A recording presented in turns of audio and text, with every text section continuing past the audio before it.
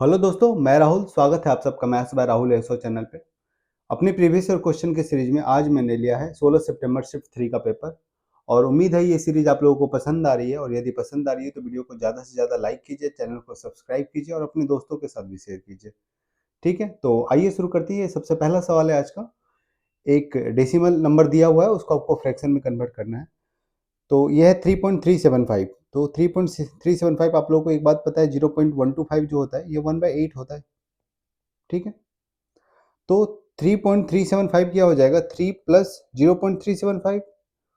ठीक है, और 0.375 क्या हो जाएगा, 3/8 हो जाएगा, इसका 3 गुना। तो ये हो जाएगा 3 प्लस 3/8, 8 या 24, 3 27/8, ऑप्शन नंबर ए। अगला सवाल देखते हैं। अगला सवाल है ए का 15% बी के 25% के बराबर है। बहुत ही आसान है। ए का 15% इक्वल टू है बी का 25%। ठीक है, यहाँ से परसेंट परसेंट काटिए और ए बी का रेशियो पूछ रहा है ना, तो ए बटा बी कितना हो जाएगा, परसेंट परसेंट काटिएगा और ये 5 से कटेगा 3 बार में, या 5 से कटेगा 5 बार में, तो ये कितना आ गया, 5/3, यानी कि ऑप्शन नंबर बी। अगला सवाल देखते हैं। ये अगला सवाल है। इसमें बोल रहा है कि 4 नंबर्स हैं 7, 9, 8 और 11। इसमें से क्या माइनस किया जाए कि चारों नंबर प्रोपोर्शनल हो जाएं।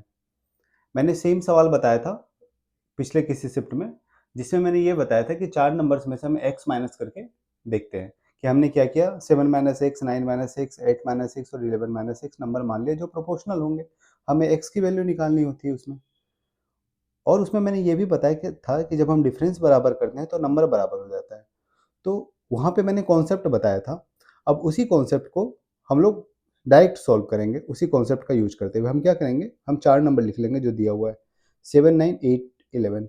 ठीक है, ठीक है, ये दो दो पेयर है। ये 7, 9 का एक पेयर है, एक पेयर 8 और 11 का है। ठीक है, तो इन दोनों के बीच का डिफरेंस देखते हैं। 7 और 9 के बीच का डिफरेंस है 2, और 8 और 11 के बीच का डिफरेंस है 3। ठीक है, जब हम एक बार ये डिफरेंस निकाल लेंगे तो पहले वाले डिफरेंस को, ठीक है, दूसरे सीरीज के पहले नंबर से मल्टीप्लाई करेंगे, और जो दूसरा वाला डिफरेंस है उसको पहले सीरीज के पहले नंबर से मल्टीप्लाई करेंगे। तो हमने क्या किया, 7 को 3 से मल्टीप्लाई किया, तो 7 गुना 3 21 हो जाएगा। और माइनस 8 को 2 से मल्टीप्लाई किया, यानी कि 8 गुना 2 16 हो जाएगा। डिवाइडेड बाय, हम इसको डिवाइड कर देंगे इन दोनों नंबर के डिफरेंस से, यानी कि 3 - 2 से। हमारा आंसर निकल जाएगा। ये हो जाएगा 21 - 16 बटा 1, यानी कि आंसर क्या आ जाएगा, 5, ऑप्शन नंबर ए। और ये टेक्निक जो है ये काम क्यों कर रहा है, इसका हम डिटेल में बताएं किसी पिछले शिफ्ट के सवालों में। ठीक है, यदि आपको कॉन्सेप्ट समझना है तो आप पिछले शिफ्ट का वीडियो जाके देखिए, वहां आपको मिल जाएगा। आइए अगले सवाल पे। अगला सवाल है, इसका डिफरेंस निकालना। ये नंबर है तो इसको लिखते हैं, ये 6.4 है। ठीक है, तो ये हो जाएगा 6.4 और -2। 5/8 कितना हो जाएगा, 1/8 होता है 0.125, तो 5/8 हो जाएगा 0.625।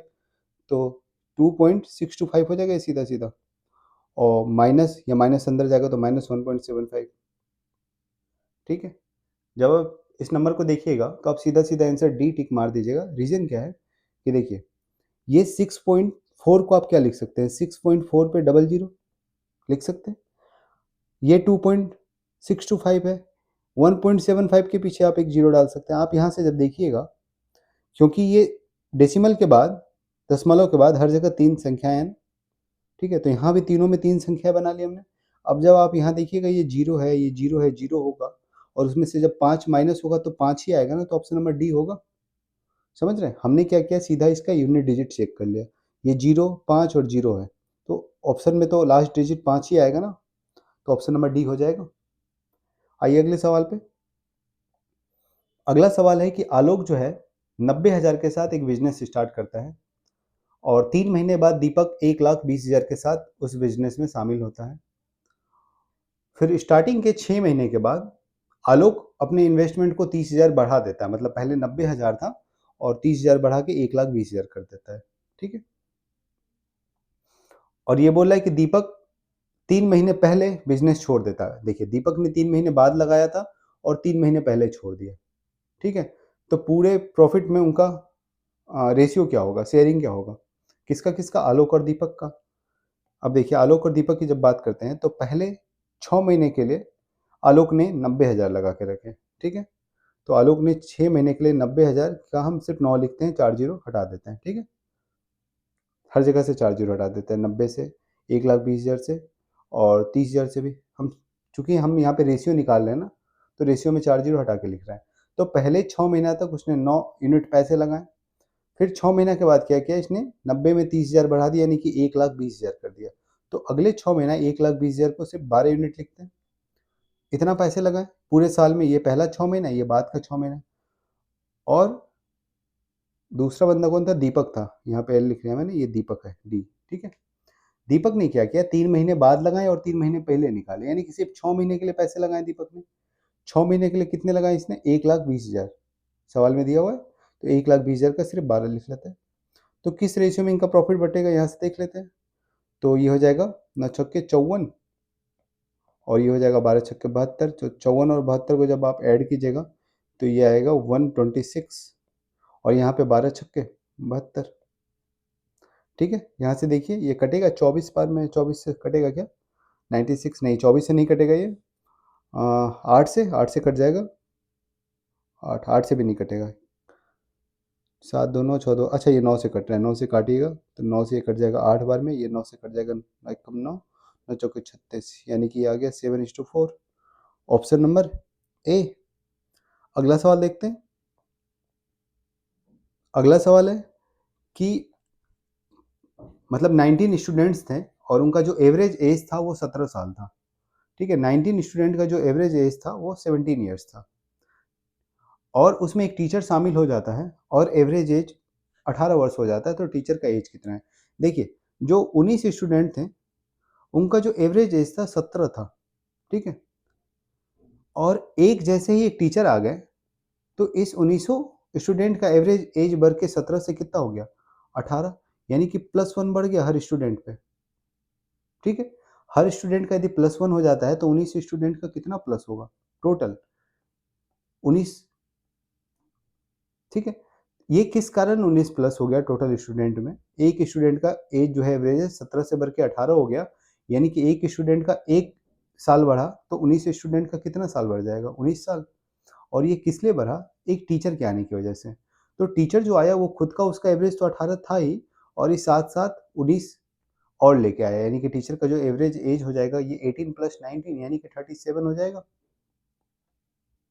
ठीक है। क्लियर है, तो इसका आंसर क्या हो जाएगा 37। अगला सवाल, ये अगला सवाल है, इसमें बोल रहा है कि एक टीम है 80 एम्प्लॉय का, उसका जो एवरेज सैलरी है वो 62,000 है और उसमें से जो 30 लोग हैं उनकी एवरेज सैलरी 72,000 है। तो बाकी बचे हुए लोगों की एवरेज सैलरी कितनी है यही पूछ रहा है, ठीक है। तो 80 लोगों में 30 लोगों की जो एवरेज सैलरी है वो 72,000 है, बाकी 50 की एवरेज सैलरी कितनी है यही हमें निकालना है। तो इस सवाल को हम एक तो डिस्ट्रीब्यूशन से भी कर सकते हैं जैसे हमने ये सवाल बताया था, ठीक है। और दूसरा इसको इक्वेशन लिख के कर सकते हैं और तीसरा इसको एलिगेशन से भी कर सकते हैं। तो जो किसी भी सवाल के लिए जो तरीका सबसे आसान हो उसी तरीके से आप लोग सवाल बनाइए, ठीक है। तो इस सवाल के लिए मेरे हिसाब से तो एलिगेशन बेस्ट है, तो हम इसको एलिगेशन से सॉल्व करते हैं, ठीक है। तो 62,000 टोटल एवरेज सैलरी था, तो 62,000 में से सिर्फ 62 लिख लेते हैं, 1000 हटा देते हैं, ठीक है। 72,000 में से भी 1000 हटा देते हैं। 62 जो था एवरेज सैलरी था कितने लोगों का, 80 लोगों का, उसमें से जो 30 लोग हैं उनकी एवरेज सैलरी 72, ठीक है, 30 लोग। और जो बचे हुए लोग हैं यानी कि कितने 50, उसकी एवरेज सैलरी एक्स मान लेते हैं, ठीक है। तो हमें यही निकालना है कि एक्स की वैल्यू क्या होगी। जब यहाँ से एलिगेशन लगाएंगे तो हम क्या करते हैं, 72 में से 62 माइनस करेंगे तो यहाँ पे कितना आ जाएगा 10, ठीक है। अब ये देखिए आप कि 72 और x का रेशियो कितना है, 30 और 50, मतलब यहाँ पे 30 लोग हैं, यहाँ पे 50, यानी कि 3:5 का रेशियो है, 3:5 का रेशियो है। अब ये 5 बराबर यदि 10 है, 10 यूनिट आ रहा है, 72 माइनस 62 करने पे 10 आ रहा है, तो 3 बराबर कितना आना चाहिए था, 6000 आना चाहिए था। अब आप बताइए कि 62 में से क्या घटाइएगा, मतलब 6 घटाइएगा तो कितना मिलेगा, 62 में आप 6 घटाइएगा, x की वैल्यू तो वही हो जाएगी ना, 62 माइनस 6 यानी कि 56, ऐसे एलिगेशन लगाते हैं ना तो 56,000। क्लियर है, मैंने बस एलिगेशन लगाया 72 और x पे 62 का, ठीक है। आइए अगला सवाल देखते हैं। अगला सवाल है कि एक सम है जो कि 4 साल में अपने ओरिजिनल वैल्यू का 6 गुना हो जाता है, सॉरी 6 साल में 4 गुना हो जाता है कंपाउंड इंटरेस्ट से। तो 6 साल में 6 ईयर में अमाउंट क्या होता है 4 टाइम हो जाता है। ठीक है, तो मैंने ये बताया था कि टाइम यदि जितने से मल्टीप्लाई होता है उतने से अमाउंट स्क्वायर क्यूब मतलब उतना पावर चढ़ता है। कहने का मतलब जब हम 6 ईयर को 6 इंटू 2 ईयर्स में बदल देंगे तो ये अमाउंट जो होगा 4 का पावर 2 हो जाएगा। ठीक है, और जब 6 ईयर को 6 इंटू 3 यानी कि 18 ईयर्स में बदल देंगे, हमने 3 से मल्टीप्लाई किया, तो अमाउंट जो होगा 4 का पावर 3 टाइम्स हो जाएगा। देखिए यहाँ पे हम मल्टीप्लाई कर रहे हैं लेकिन यहाँ पे ये पावर हो जा रहा है। ठीक है, यहाँ पे हमने मल्टीप्लाई किया 3 से और जो अमाउंट होगा वो पावर में कन्वर्ट हो जाएगा, 4 का पावर क्यूब यानी कि 64 टाइम्स हो जाएगा। ठीक है, यहाँ पे 12 साल में कितना हो जाएगा 16 टाइम्स हो जाएगा। क्लियर है? तो आपसे सवाल यही पूछा है कि यदि कोई अमाउंट है जो 6 साल में 4 गुना हो रहा है, देखिए 6 ईयर्स में 4 टाइम्स हो रहा है, तो कितने टाइम्स में 16 गुना हो जाएगा? ये 16 गुना हो जाएगा कितने टाइम्स में? 12 साल में। Option number B. अगला सवाल, इसमें बोल रहा है कि एक आर्टिकल है, कोई वस्तु है जिसका हानि मतलब लॉस और कॉस्ट प्राइस का रेशियो दिया हुआ है। ठीक है, 1:10। ये इसका लॉस है और इसका सीपी है 10।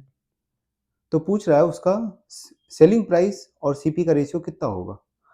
आप बताइए, यदि किसी चीज़ का सीपी 10 है, हमने 1 का लॉस लेके बेच दिया तो सेलिंग प्राइस कितनी हो जाएगी? 10 माइनस 1 यानी कि 9 उसकी सेलिंग प्राइस हो जाएगी और सीपी तो दिया हुआ ही है, कितना है 10 है। तो सेलिंग प्राइस और सीपी की रेशियो कितनी आ जाएगी 9:10, ऑप्शन नंबर ए। अगला सवाल, अगला सवाल है कि एक आइटम है जिसका मार्क्ड प्राइस 150 है। ठीक है, मार्क्ड प्राइस 150 है और उस पर 10% का छूट दिया गया। तो जब 10% का आप छूट दीजिएगा यानी कि मार्क्ड प्राइस 150 पे 10% का छूट दीजिएगा तो आप बेचिएगा कितने में 135 में। 150 का 10% 15, तो 15 की छूट दीजिएगा तो 135 में बेचिएगा। सेलिंग प्राइस कितना आ गया 135। अब बोल रहा है कि सेलिंग प्राइस 135 है और इससे जो है 25% का प्रॉफिट हो रहा है, तो वस्तु का जो आइटम है उसका सीपी कितना है। ठीक है, तो सीपी है, सीपी पे 25% का यानी प्रॉफिट हो रहा है, तो 25% का मतलब क्या हो गया 1/4 यानी कि 4 की चीज़ को कितने में बेच रहा है 5 में बेच रहा है और 5 बराबर दिया हुआ है सेलिंग प्राइस 135। तो 4 बराबर कितना हो जाएगा, देखिए कितना टाइम्स हो रहा है ये 27 टाइम्स हो रहा है। 27 टाइम्स यानी कि 5 में जब 27 से गुना कीजिएगा तो 135 मिलेगा। तो 4 में भी आप 27 से गुना करके देख लीजिए, उसका कॉस्ट प्राइस मिल जाएगा 108। ठीक है, ये सीपी था, ये एसपी था। ठीक है, तो 108 कौन सा कॉस्ट प्राइस पूछ रहा है 108। अगला सवाल पे आते हैं।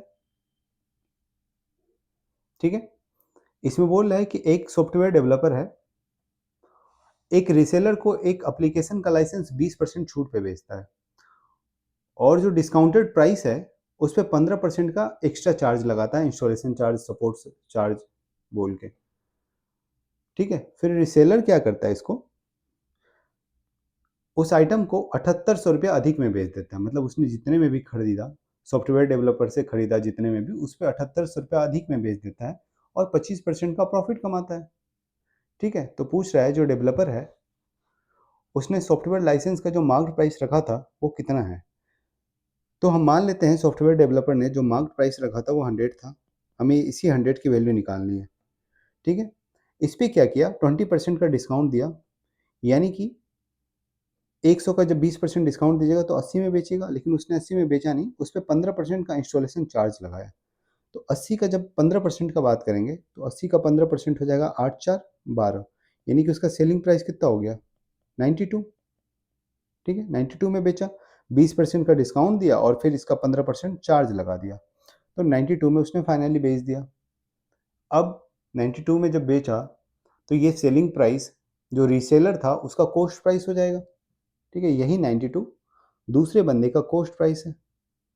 ठीक है, और दूसरे बंदे ने इस पे 25% का प्रॉफिट लिया, तो 92 का 25% कितना हो जाएगा, इसका 1/4, तो इसका 1/4 हो जाएगा 23, यानी कि 23 का प्रॉफिट लिया 23 यूनिट का, और इसी का वैल्यू दिया हुआ है सवाल में 7800। ठीक है, यानी कि 23 जो प्रॉफिट कमाया उसका वैल्यू दिया हुआ है 7800 क्वेश्चन में। तो आपसे पूछ रहा है सॉफ्टवेयर डेवलपर का मार्केट प्राइस कितना था, तो 100 की वैल्यू पूछ रहा है, 23 की वैल्यू दी हुई है। तो यहाँ से जब आप 100 की वैल्यू निकालिएगा तो ये हो जाएगा 7800 बटा 23 इंटू 100। ठीक है, आप यहाँ से जब देखिएगा 23 से जब आप इस 78 को काटिएगा तो 3 बार में कटेगा, उससे ज़्यादा नहीं कटेगा, उससे कम नहीं कटेगा। 23 दिया कितना होता है 69, 69, तो 3 बार में कटेगा। तो 3 बार में कटेगा तो आंसर 3 से स्टार्ट होना चाहिए, ऑप्शन नंबर डी। ठीक है, आप इसको काट के देख लीजिएगा, लेकिन जहाँ पे कैलकुलेशन के बिना काम चल सकता है वहाँ हम कैलकुलेशन नहीं करते हैं, तो ऑप्शन नंबर डी सीधा सीधा टिक मार दीजिए। यदि आपको अपने प्रोसेस पे भरोसा है कि आप जो जिस टेक्निक से सवाल बना रहे हैं, ठीक है, जिस प्रोसेस से सवाल बना रहे हैं वो सही बना रहे हैं, तो आंसर भी सही आएगा।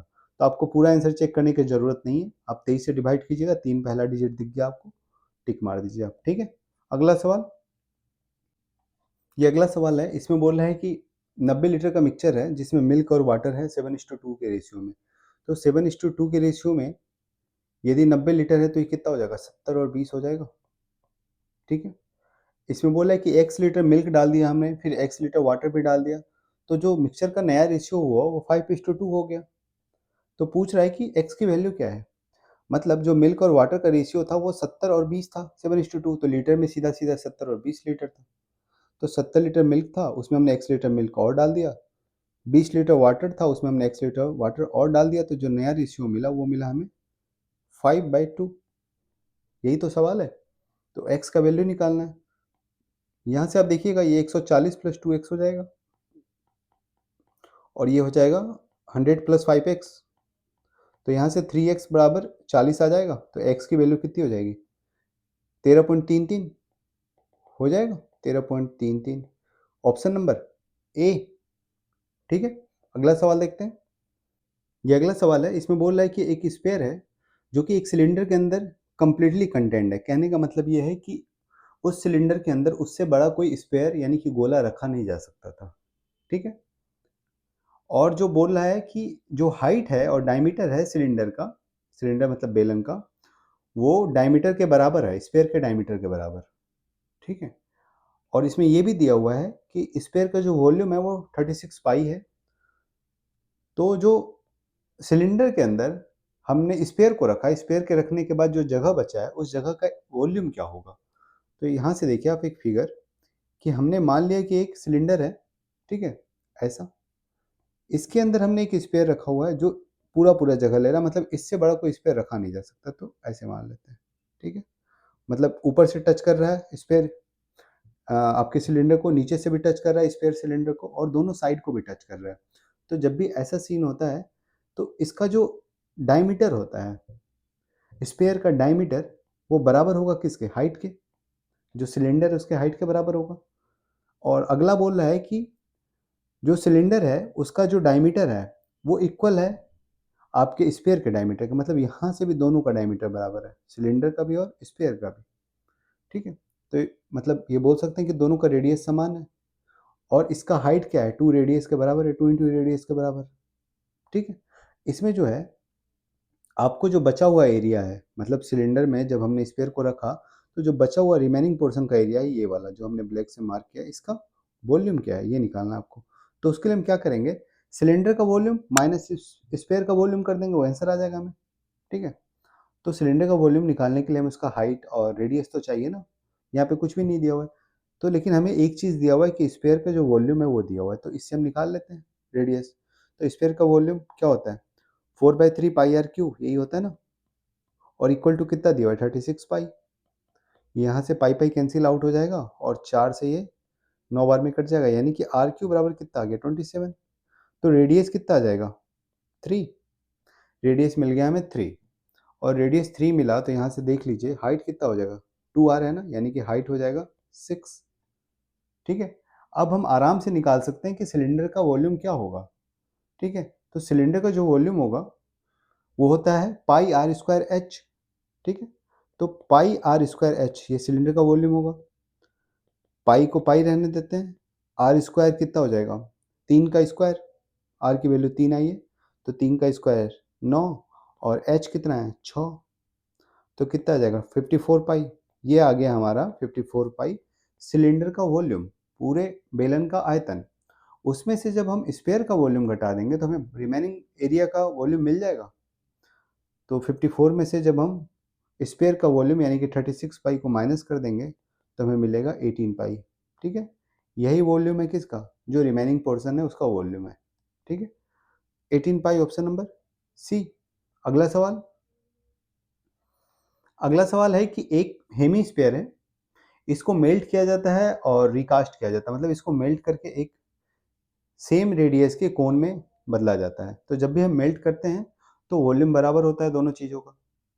ठीक है, तो यहाँ से हेमीस्फीयर का जो वॉल्यूम होता है वो होता है 2/3 पाई आर क्यूब, बराबर होगा कोन के वॉल्यूम के, शंकु के वॉल्यूम के। शंकु का वॉल्यूम होता है 1/3 पाई आर स्क्वायर एच। ठीक है, और ये दिया हुआ है सवाल में कि दोनों का रेडियस बराबर है, तो यहाँ से पाई बाई थ्री और आर स्क्वायर यहाँ एक आर बचेगा, तो 2r बराबर क्या आ गया h। आपसे यही पूछ रहा है कि जो शंकु है, जो कोन है, उसका हाइट क्या होगा, तो 2r के बराबर हो जाएगा, ऑप्शन नंबर ए। ठीक है, अगला सवाल देखते हैं। अगला सवाल है कि 6 सेंटीमीटर और 8 सेंटीमीटर का रेडियस का दो हेमीस्फीयर है। ठीक है, इसको मेल्ट करके एक सिंगल हेमीस्फीयर बनाया गया है, तो उसका रेडियस क्या होगा। ठीक है, तो आप लोगों को पता है कि जब भी मेल्ट करके बनाते हैं तो वॉल्यूम बराबर होता है, यहाँ पे सीधा सीधा वॉल्यूम ही बराबर है। ठीक है, तो दो हेमीस्फीयर को जब गला के एक सिंगल हेमीस्फीयर बनाया जाता है तो इनके रेडियस का क्यूब का सम बराबर हो जाएगा रेडियस के, मतलब क्योंकि बाकी टर्म तो बराबर ही होते हैं ना। हेमीस्फीयर में 1/3 पाई ये तो कांस्टेंट होता है, मतलब वैल्यू कहाँ से बदलता है, आर क्यू से बदलता है ना। सॉरी, ये 2/3 होता है ना हेमीस्फीयर के लिए, 2/3 पाई आर क्यूब होता है हेमीस्फीयर का वॉल्यूम। तो जब 2/3 पाई आर क्यूब की बात करेंगे तो ये वाला जो टर्म है ये तो कांस्टेंट है, ये तो सभी में आएगा। चेंज क्या होगा, आर क्यू चेंज होगा। ठीक है, तो एक जगह आर क्यूब पहले वाले हेमिस्फीयर के लिए क्या है 6 का क्यूब, और दूसरे वाले हेमिस्फीयर का 8 का क्यूब। जब इन्हीं दोनों को मतलब मेल्ट करके तीसरा हेमिस्फीयर बनाया गया तो इनका आर का क्यूब बराबर होगा उसके आर के क्यूब के, क्योंकि 2/3 पाई तो दोनों तरफ से कैंसिल आउट हो जाएगा ना। तो सीधा हम रेडियस का क्यूब को इक्वल कर देते हैं, तो यहाँ से 6 का क्यूब कितना हो जाएगा 216, और यहाँ से 8 का क्यूब 512 इक्वल टू आर का क्यूब। ठीक है, जो नया हेमिस्फीयर बना है उसका रेडियस है ये, तो ये कितना हो जाएगा 728 बराबर आर का क्यूब। तो आर बराबर कितना आ जाएगा यहाँ से, देखिए यदि ये 729 होता तो 9 आ जाता, क्योंकि 9 का क्यूब 729 होता है। तो आप लोगों से अप्रोक्स पूछ रहा है। ठीक है, तो अप्रोक्स में क्या हो जाएगा 9। अगला सवाल। ठीक है, ये अगला सवाल है। इस सवाल में फिगर दिया हुआ नहीं है, मैंने कहीं से फिगर इसमें ऐड किया है आप लोगों को समझाने के लिए। ठीक है, ये एक सम पिरामिड है। ठीक है, राइट एंगल पिरामिड है ये, फिगर में जो दिया हुआ है और सवाल में भी वही बोल रहा है कि एक राइट पिरामिड है रेगुलर, और उसका बेस जो है स्क्वायर है। यहाँ पे देखिए इसका बेस स्क्वायर है, ABCD बेस है इसका जो स्क्वायर शेप में है। ठीक है, और इसका साइड का जो लेंथ है वो है 12। ठीक है, चारों साइड का लेंथ 12 है, और इसमें जो स्लैंट हाइट दिया हुआ है 10 सेंटीमीटर, तिरछी ऊंचाई 10 सेंटीमीटर, यानी कि ये जो एस जहाँ पे लिखा हुआ है ये 10 सेंटीमीटर के बराबर है। तो इसका वॉल्यूम पूछ रहा है। आप लोगों को पता है कि जो पिरामिड होता है उसका वॉल्यूम क्या होता है, उसका वॉल्यूम होता है 1/3 एरिया ऑफ बेस। ठीक है, area of base into height, यही होता है। अब देखिए यहाँ पे मुझे हाइट तो पता नहीं है, हमें पता क्या है स्लैंट हाइट, तो स्लैंट हाइट से हाइट निकाल सकते हैं हम लोग। कैसे निकालेंगे, यदि ए बी का पूरा लेंथ 12 है तो ये बीचों बीच से हाइट जा रहा है ना, तो यहाँ से यहाँ तक का लेंथ कितना हो जाएगा 6, आधा 12 का ये 6 हो गया। ठीक है, ये एक राइट एंगल ट्रायंगल है जिसमें एक साइड 10 है एक साइड 6 है, तो ये वाला साइड कितना हो जाएगा 8 हो जाएगा। ठीक है, ट्रिपलेट है 6 8 10, तो यानी कि इसका हाइट कितना हो जाएगा 8 हो जाएगा, क्योंकि ये 6 है और यहाँ पे मतलब बेस में 6 है और हाइपोटेनस में 10 है, तो इसका परपेंडिकुलर यानी कि हाइट 8 हो जाएगा सीधा सीधा। हाइट हमें मिल गया, एरिया ऑफ बेस हमें पता है, तो हम सीधा इसका वॉल्यूम निकाल सकते हैं। तो 1/3 एरिया ऑफ बेस क्या होगा 12 है एक साइड, और बेस में क्या है स्क्वायर, तो 12 का स्क्वायर है 144। स्क्वायर का एरिया क्या होगा 12 का स्क्वायर हो जाएगा ना 144 हो गया, और गुना हाइट 8 निकाला अभी हमने। यहाँ से जब इसको काटेंगे ये 48 टाइम्स में जाएगा, 48 और into 8 480 minus 96 384। Option number A clear है। अगला सवाल देखते हैं। अगला सवाल है कि दो कार के टायर का रेडियस दिया हुआ है 1 और 2√2, ठीक है। तो छोटे टायर का रेडियस एरिया दिया हुआ है, बड़े टायर का एरिया पूछ रहा है। हमें पता है कि जो रेडियस का जो रेशियो होता है उसका स्क्वायर होता है उसके एरिया का रेशियो, ठीक है। तो इसका स्क्वायर देख लेते हैं। 1 का स्क्वायर 1 और √2 का स्क्वायर 2, ठीक है। ये रेडियस का रेशियो था ना, तो इसका स्क्वायर क्या हो जाएगा एरिया का रेशियो, ठीक है। और सवाल में दिया हुआ है कि जो छोटा टायर है उसका एरिया 100 है, यानी कि 1 बराबर 100, तो बड़ा टायर का रेडियस 2 बराबर 200। Option number A. अगला सवाल ये बोल रहा है कि एक ट्रायंगल है एबीसी, ठीक है, और इसमें जो एंगल बाइसेक्टर हैं कोण समद्विभाजक अंतकेंद्र आई पे मिलते हैं, ठीक है। तो जो एंगल एबीसी होता है, जो ट्रायंगल एबीसी होता है, ठीक है, ट्रायंगल एबीसी, इसमें जो इन सेंटर होते हैं आई, ठीक है, और आई पे जो एंगल बनता है वो होता क्या है वो बता देते हैं आप लोग को, यानी कि एंगल बी आई सी, ये आई जो है इन सेंटर है, और इन सेंटर बनता कैसे है, जब इन दोनों कोनों को बी को और सी को, ठीक है, बाइसेक्ट करे लाइन, और जिस पॉइंट पे लाइन मिलेगा वहां पे इन सेंटर बनता है, ठीक है। मतलब एंगल बाइसेक्टर जहां पे भी मिलता है, ट्रायंगल का एंगल बाइसेक्टर जहां पे मिलेगा वहां इन सेंटर बनेगा। तो जब भी इन सेंटर बना, यानी कि हिंदी में अंतकेंद्र, तो अंतकेंद्र का जो एंगल होता है वो बी आई सी है, वो होता है 90 प्लस कोण ए बाई टू, ठीक है, ये होगा 90 प्लस कोण ए बाई टू। ये फॉर्मूला याद रखिएगा आप लोग।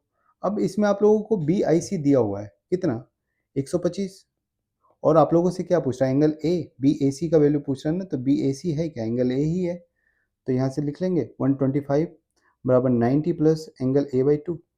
हमें एंगल ए यहाँ से निकालना है, तो 125 माइनस 90 35 बराबर कोण ए बटा 2, यानी कि एंगल ए कितना आ जाएगा 70। Option number B. अगला सवाल देखते हैं। अगला सवाल है कि एक क्वाड्रिलेटरल है ए बी सी डी, ठीक है, और उसमें ए बी पैरेलल है सी डी के, और उसमें एक डायगोनल खींचा गया है ए सी, और ये भी दिया हुआ है कि ए बी और सी डी बराबर हैं, तो इनमें से कौन सा स्टेटमेंट सही है, ठीक है। आपको दिया क्या है, एक क्वाड्रिलेटरल है ए बी सी डी और ए बी पैरेलल है सी डी के, ठीक है। ये ए बी हो गया, ये सी डी हो गया, क्वाड्रिलेटरल हो गया ए बी सी डी। एक सेकेंड, ये सवाल है, ठीक है, ए बी सी और डी, ठीक है। सवाल में दिया हुआ है कि ए बी और सी डी जो है वो बराबर है, ठीक है, और समांतर भी हैं, पैरेलल भी हैं, और इसमें एक डायगोनल खींचा गया है ए से सी तक, ठीक है। तो यहाँ पे देखिए जब डायगोनल खींचा जा रहा है तो यहाँ पे दो ट्रायंगल बन रहे हैं, एक तो ए बी सी और एक ए डी सी, ठीक है। दो ट्रायंगल बन रहे हैं, एक ए बी सी और एक सी डी है, ठीक है। दोनों ट्रायंगल कॉन्ग्रुएंट है, यानी कि सर्वांगसम है। कैसे, तो देखिए दोनों ट्रायंगल में जब हम बात करेंगे तो ए बी और सी डी के बराबर है, एक साइड बराबर हो गया, ए बी सी डी के बराबर है। और ए सी की बात करेंगे तो ए सी तो दोनों ट्रायंगल में कॉमन है ना, तो दोनों ट्रायंगल से हम बोल सकते हैं ए सी के बराबर है, ठीक है। अब चूंकि ए बी और सी डी पैरेलल लाइंस है, तो पैरेलल लाइंस के बीच कोई कोण बनता है तो वो भी बराबर होता है, यानी कि ये एंगल इस एंगल के बराबर है। अब देखिए हुआ क्या कि हमारा दो साइड बराबर हो गया, यानी कि ए बी और सी डी भी बराबर हो गया, ए सी और ए सी भी बराबर हो गया, और इन दोनों के बीच बनने वाला एंगल भी बराबर है। तो वैसे में दो ट्रायंगल कॉन्ग्रुएंट हो जाती है ना, और कौन सी कॉन्ग्रुएंसी होगी, साइड एंगल साइड, क्योंकि दो साइड बराबर है और उसके बीच का एक एंगल बराबर है, तो साइड एंगल साइड कॉन्ग्रुएंसी होगी ऑप्शन नंबर बी, ठीक है। अगला सवाल, ये अगला सवाल है, इसमें बोला है कि एक ट्रायंगल है एबीसी, ठीक है, उसमें एक लाइन सेगमेंट डीई खींचा गया है, और डीई जो है सेंट्रॉइड जी से पास करती है, ठीक है। और पैरेलल है BC के, और उसमें लाइन DE का D जो है AB पे है और E AC पे। देखिए सवाल क्या बोला है, एक ट्रायंगल हमने बनाया है ABC, ठीक है, एक ट्रायंगल है ABC, इसमें एक लाइन सेगमेंट खींचा गया है DE, ठीक है, और DE जो है पैरेलल है BC के, DE पैरेलल है, समांतर है BC के, और ये जो DE है ये सेंट्रॉइड से गुजर रही है, यानी कि केंद्रक से पास हो रही है। और आप लोगों को ये बात पता होगा कि जब भी केंद्रक से कोई मीडियन पास होता है, मतलब ए से यदि हम कोई मीडियन खींचे, मान लेते हैं AM हमने एक मीडियन बना दिया, ठीक है, माध्यिका, तो G जो है किसी भी मीडियन को 2:1 रेशियो में बांटती है, ठीक है, यानी कि AG और GM का रेशियो क्या हो जाएगा, 2:1। अब एक बात आप लोगों को और पता होगा कि यदि कोई ट्रायंगल ABC है, ठीक है, और BC के समांतर हमने कोई लाइन खींच दिया DE, तो दोनों ट्रायंगल सिमिलर होंगे, यानी कि ट्रायंगल ADE और ट्रायंगल ABC, ये दोनों ट्रायंगल सिमिलर होती है ना, ये पता होगा आप लोगों को। तो उसी हिसाब से इस ट्रायंगल में भी हम बोल सकते हैं कि ट्रायंगल ADE, ठीक है, और ट्रायंगल ABC दोनों सिमिलर होगा। और जब दो ट्रायंगल सिमिलर होती है तो उनमें जो साइड का रेशियो होता है, यहाँ पे साइड का रेशियो क्या है, आप यदि इस छोटे वाले ट्रायंगल की बात करेंगे तो इसका में जो परपेंडिकुलर है उसका लेंथ कितना है, 2 यूनिट, और बड़े वाले ट्रायंगल में 2 + 1 3 यूनिट। यदि ये साइड का रेशियो है तो इनके एरिया का रेशियो क्या हो जाएगा, इसका स्क्वायर, यानी कि 4:9, ठीक है। अब आपको पता चल गया कि ट्रायंगल ABC का एरिया 4 यूनिट है, और AD का एरिया 4 यूनिट है, और ABC का एरिया 9 यूनिट है, ठीक है। तो आपसे सवाल यही पूछ रहा है कि ADE का एरिया यानी कि 4 यूनिट, और जो समलम है DEBC, तो समलम DEBC ये वाला जो पोर्शन है इसका एरिया कैसे निकलेगा, बड़े वाले ट्रायंगल में से छोटा वाला ट्रायंगल माइनस कर देंगे, यानी कि इस 9 में से 4 माइनस कर देंगे, तो 9 में से जब 4 माइनस करेंगे तो इसका एरिया कितना आ जाएगा, 5, ठीक है। तो सवाल वही है, ADE का एरिया और DECB का एरिया। तो AD का तो 4 निकाला था हमने और इसका 5 निकाला यहाँ, तो 4:5 ऑप्शन नंबर सी। अगला सवाल, अगला सवाल है कि 9 सेंटीमीटर और 5 सेंटीमीटर रेडियस का दो सर्कल है, और दोनों सर्कल के बीच में जो डिस्टेंस है वो 17 सेंटीमीटर है, तो उसका इंटरनल कॉमन टेंजेंट क्या होगा। इंटरनल कॉमन टेंजेंट का मतलब होता है ट्रांसवर्स कॉमन टेंजेंट, ठीक है, सेम नाम है, ट्रांसवर्स कॉमन टेंजेंट। और मैंने बताया था ट्रांसवर्स कॉमन टेंजेंट का फॉर्मूला पिछले शिफ्ट के सवाल में, क्या होता है, वो होता है D, यानी कि दोनों ट्रायंगल के बीच का जो डिस्टेंस होता है वो इक्वल टू होता है R1 + R2 के होल स्क्वायर के, और प्लस जो टेंजेंट है उसका लेंथ का स्क्वायर, ठीक है, ये T हो गया टेंजेंट, ठीक है, टेंजेंट का जो लेंथ है उसका स्क्वायर, ये बराबर होता है, ये फॉर्मूला बताया था पिछले वीडियो में। तो यहाँ से D जब हम देखेंगे, D दिया हुआ है 17 सेंटीमीटर, दोनों सर्कल के बीच का डिस्टेंस इक्वल टू दोनों रेडियस दिया हुआ है R1 और R2 कितना, 9 और 5, 9 और 5 कितना हो जाएगा, 14 का स्क्वायर, और प्लस में T, यानी कि जो ट्रांसवर्स कॉमन टेंजेंट है, जो आंतरिक उभयनिष्ठ रेखा है, ठीक है, उसका लेंथ निकालना है आपको, तो टी स्क्वायर को ऐसे ही रहने देते हैं, दोनों तरफ स्क्वायर करेंगे तो ये हो जाएगा 289, 17 का स्क्वायर बराबर, यहाँ से रूट चला जाएगा, ये हो जाएगा 196 प्लस टी का स्क्वायर, यहाँ से टी स्क्वायर हो जाएगा 93 के बराबर, यानी कि जो टी होगा वो होगा √93, ठीक है, यानी कि जो टेंजेंट का लेंथ होगा वो कितना होगा, √93, ऑप्शन नंबर सी, ठीक है। ये अगला सवाल है, इसमें बोल रहा है कि दो सर्कल हैं और दोनों का रेडियस 7 सेंटीमीटर और 3 सेंटीमीटर दिया हुआ है, और दोनों के सेंटर के बीच का जो डिस्टेंस है 20 सेंटीमीटर है, और ट्रांसवर्स कॉमन टेंजेंट, यानी कि सेम सवाल है, जो पिछला सवाल था वही सवाल है ये, ठीक है। इसको आप लोग खुद ही बनाइएगा, वही फॉर्मूला यूज होगा, बस डेटा अलग है, बाकी सब कुछ सेम है।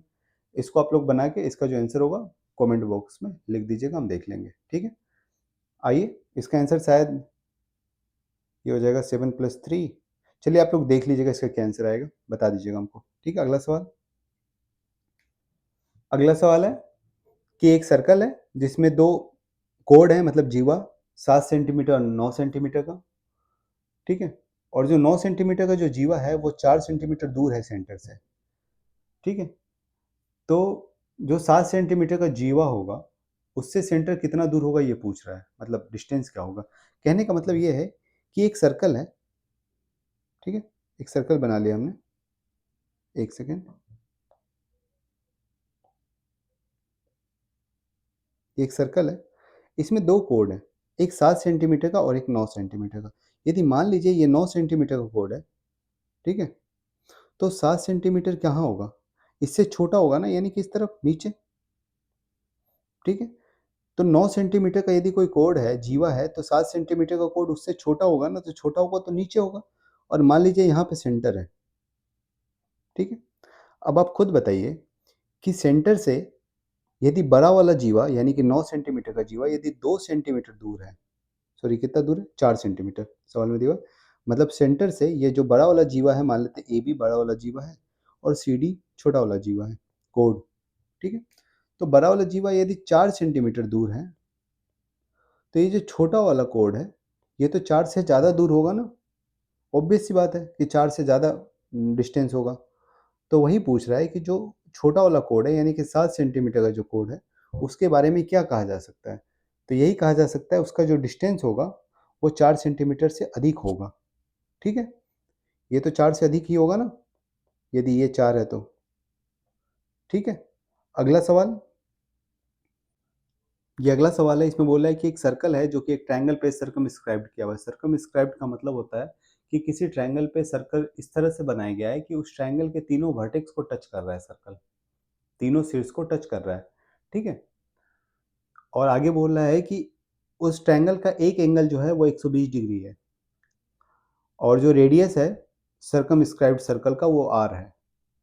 तो पूछ रहा है 120 डिग्री उस ट्रायंगल में जो 120 डिग्री का एंगल है उसके सामने की साइड का लेंथ कितना होगा। देखिए सवाल ये है कि एक सर्कल है, ठीक है, और इसके अंदर एक ट्रायंगल बनाया हुआ है जिसका एक एंगल 120 डिग्री का है। तो इसी तरीके से एक इसके अंदर ट्रायंगल बना लेते हैं, मान लेते हैं एबीसी ट्रायंगल है कोई, ठीक है। इसका एक एंगल एंगल ए 120 डिग्री का है, ठीक है। यह है ए बी सी, ठीक है। इसमें एक सेंटर है, ठीक है। ये सर्कल का सेंटर है, जब सर्कल के सेंटर को आप बी से या सी से मिलाइएगा तो दोनों रेडियस होगा, ठीक है। आपको इसमें लेंथ क्या चीज़ का पूछ रहा है, बीसी का। उसके लिए हमें इसका एंगल चाहिए, तो उसका एंगल निकलेगा कैसे, देखिए जब आप ट्रायंगल इस एबीसी को एक्सटेंड करके आप इसको साइक्लिक क्वाड्रिलेटरल बनाइएगा यानी कि चक्रीय चतुर्भुज एबीसीडी। तो चक्रीय चतुर्भुज में पता है आप लोगों को कि आमने सामने का जो एंगल होता है वो 180 डिग्री होता है उसका सम। तो ये यदि 120 है तो ये 60 हो जाएगा, ठीक है। और यदि ये 60 है यानी कि जब कोड बीसी की बात करते हैं, कोड बीसी जीवा बीसी सरकमफेरेंस पे यानी कि सर्कल पे 60 डिग्री का एंगल बना रही है तो उसका दोगुना एंगल बनाएगी सेंटर पे ना, तो ये 120 हो जाएगा, 60 का दोगुना। अब आपके पास जो फिगर है वो ये है कि बीसी है ये, ठीक है। इस फिगर को मैंने बाहर निकाल के रख दिया है, बीसी है और ये एंगल आपके पास 120 डिग्री है और ये दोनों रेडियस है। आपको बीसी का लेंथ निकालना है, तो बीसी का लेंथ क्या होता है यहाँ से, ये r√3 हो जाएगा। मतलब जब भी दो भुजाओं के बीच का एंगल बराबर हो, मतलब सॉरी दो भुजाओं के बीच का एंगल 120 डिग्री हो और दो भुजाएं सेम हो आर आर, तो ये r√3 हो जाता है। आप इसको निकाल के भी देख सकते हैं।